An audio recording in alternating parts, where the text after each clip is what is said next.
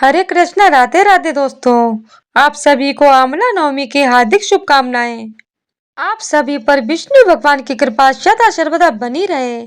तो आज की वीडियो में आप लोग सुनेंगे आमला नवमी की व्रत कथा। कार्तिक माह के शुक्ल पक्ष की नवमी के दिन आमला नवमी मनाई जाती है।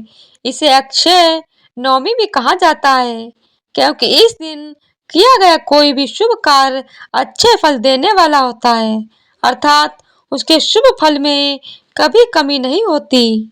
हमारे आयुर्वेद में आंवला को आयु और आरोग्यवर्धक कहा गया है। इस दिन आंवला के वृक्ष की पूजा करके उसके नीचे बैठकर भोजन करने का बड़ा महत्व है। माना गया है कि इससे वर्ष आयु आरोग्य बना रहता है। इस दिन आंवला के फल का सेवन किया जाता है। तो आइए जानते हैं आंवला नवमी से जुड़ी बातें, इसका महत्व और इस दिन किए जाने वाले उपायों के बारे में।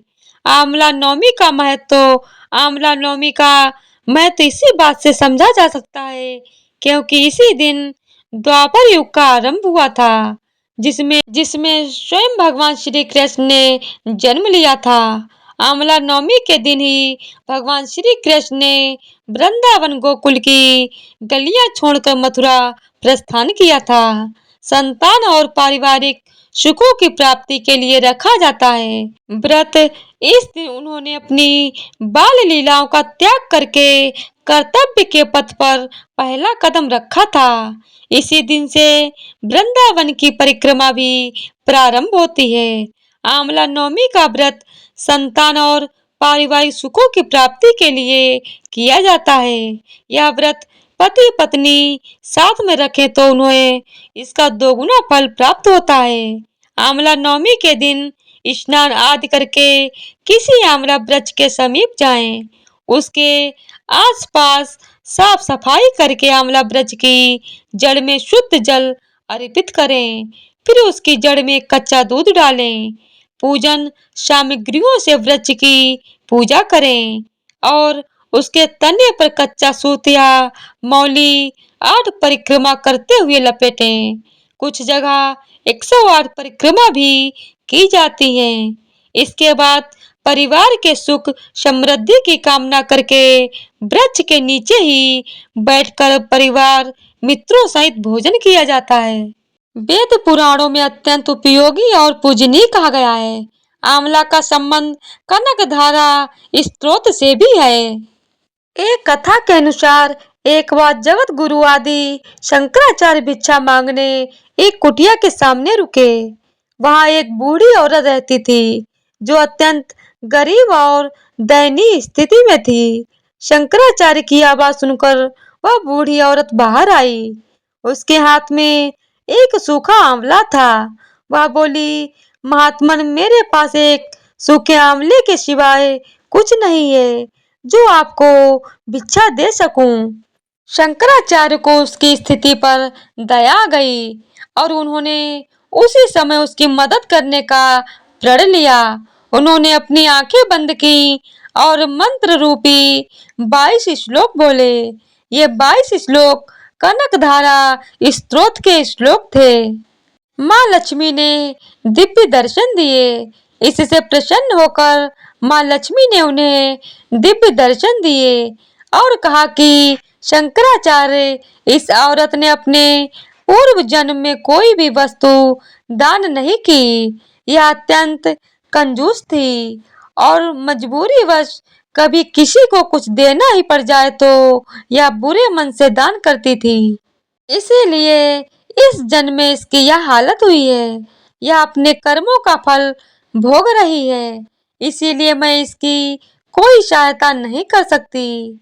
शंकराचार्य ने देवी लक्ष्मी की बातें सुनकर कहा, हे महालक्ष्मी, इसने पूर्व जन्म में अवश्य दान धर्म नहीं किया है, लेकिन इस जन्म में इसने पूर्ण श्रद्धा से मुझे यह सूखा आंवला भेंट किया है। इसके घर में कुछ नहीं होते हुए भी इसने यह मुझे सौंप दिया। इस समय इसके पास यही सबसे बड़ी पूंजी है। क्या इतना भेंट करना पर्याप्त नहीं है?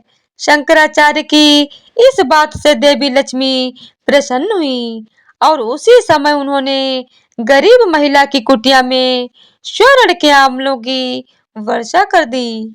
अगर आप आंवला नवमी का व्रत कर रहे हैं तो ये कथा आपको जरूर सुननी चाहिए।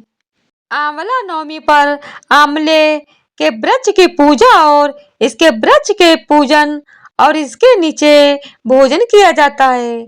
इस व्रत का संबंध माँ लक्ष्मी से है। कथा इस प्रकार है कि एक बार माता लक्ष्मी पृथ्वी पर भ्रमण करने आई। रास्ते में विष्णु भगवान एवं शिव की पूजा एक साथ करने की उनकी इच्छा हुई। ऐसे में माँ लक्ष्मी जी ने सोचा कि किस तरह विष्णु और शिव की पूजा कैसे की जा सकती है। तभी उन्हें ख्याल आया कि तुलसी और बेल के गुण एक साथ आंवले में पाया जाता है। तुलसी श्री हरि विष्णु को अत्यंत प्रिय है और बेल भगवान भोलेनाथ को। अतः आंवले के वृक्ष को विष्णु और शिव का प्रतीक चिन्ह मानकर माँ लक्ष्मी ने आंवले के वृक्ष की पूजा संपन्न की। जिस दिन पूजा की उस दिन नवमी तिथि थी और उसी दिन से इसे आंवला नवमी कहा गया। माँ लक्ष्मी जी की पूजा से प्रसन्न होकर श्री विष्णु और शिव प्रकट हुए।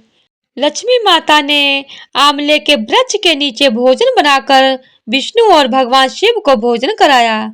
इसके बाद स्वयं ने भोजन किया। तभी से आंवला वृक्ष पूजन की यह परंपरा चली आ रही है। अक्षय नवमी के दिन अगर आंवले की पूजा करना और उसके नीचे बैठकर भोजन बनाना और खाना संभव नहीं हो तो इस दिन आंवला खाना भी लाभकारी है। आंवला नवमी की कथा के अनुसार बहुत समय पहले एक सेठ था। वह हर साल आंवला नवमी के दिन ब्राह्मणों को आंवले के पेड़ के नीचे बैठाकर भोजन कराता था। इसके साथ ही सोना चांदी आदि भेंट में देता था। लेकिन यह सब चीजें सेठ के बेटों को बिल्कुल अच्छी नहीं लगती थी। ऐसे में वह अपने पिता से खूब झगड़ा करते थे। इन सब चीजों से तंग आकर सेठ ने घर छोड़ दिया और दूसरे गांव में जाकर बस गया। इसके साथ ही जीवन यापन के लिए एक छोटी सी दुकान रख ली। इसके साथ ही उस दुकान के आगे एक आंवले का पेड़ लगाया। भगवान की कृपा इतनी हुई कि दुकान खूब चलने लगी। इसके साथ ही उसने अपने नियम को न तोड़ते हुए हर साल आंवला नवमी के दिन विधिवत पूजा करने के साथ ब्राह्मणों को भोजन कराकर दान देता था। वहीं दूसरी ओर सेठ के पुत्रों का व्यापार ठप हो गया। ऐसे में सेठ के बेटों को समझ आने लगा कि वो अपने पिता के भाग्य से ही खाते थे। अपनी गलती समझ करके वे अपने पिता के पास गए और अपनी गलती की माफी मांगने लगे। फिर पिता के कहने के बाद उन्होंने भी आंवले के पेड़ की पूजा करनी शुरू कर दी और दान करने लगे। इसके प्रभाव से सेठ के बेटों के घर पहले की तरह खुशहाली आ गई और सुख समृद्धि के साथ सब मिलकर रहने लगे। तो इसी तरह से आंवला नवमी की व्रत कथा संपूर्ण होती है। बोलिए विष्णु भगवान की जय हो, लक्ष्मी माता की जय हो। तो आज की वीडियो अगर आप लोगों को पसंद आई हो तो वीडियो को लाइक शेयर और चैनल को सब्सक्राइब कर दीजिएगा। धन्यवाद।